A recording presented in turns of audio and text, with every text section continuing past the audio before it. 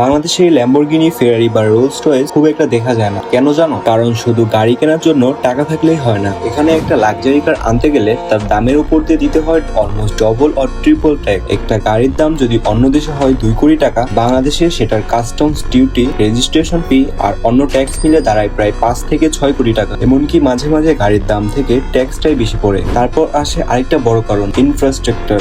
বাংলাদেশে অনেক রাস্তা লাক্সারি কারের জন্য একদমই বানানো না। লো গ্রাউন্ড ক্লিয়ারেন্স, গাড়ি মানে একটু স্পিড বা প্যাথ হলে লেগে যায়, যা গাড়ির জন্য নাইটমেয়ার। আর মেইনটেনেন্স, ফেরারি বা বেন্টলি এর পার্টস সহজে পাওয়া যায় না, প্রায় সবকিছুই বিদেশ থেকে আনতে হয়। একটা ছোট পার্ট আসতে গেলেও লাগে কয়েক সপ্তাহ, কখনো কখনো মাসও লাগে। আর ফুয়েল কস্ট আর সার্ভিসিং খরচের কথা বাদই দাও। এই গাড়িগুলো হাই পারফরমেন্স ইঞ্জিন, মানে পেট্রোল লিটারালি গিলে খায়। তবু কিছু মানুষ আছে যারা বাহির থেকে এই গাড়িগুলো আনে। তাদের জন্য শুধু একটা কার না, it's a statement. Luxury, power আর প্রেস্টিজ তিনটাকে একসাথে ক্যারি করে ঘোরে এই গাড়িগুলো। কিন্তু সত্যি কথা বললে বাংলাদেশে সুপার কার দেখ এখনো একটা স্বপ্নই বটে। Maybe someday our road will drawer wheel super cars too. এমন আরো দারুণ দারুণ কার ফ্যাক্ট জানতে সাবস্ক্রাইব করো।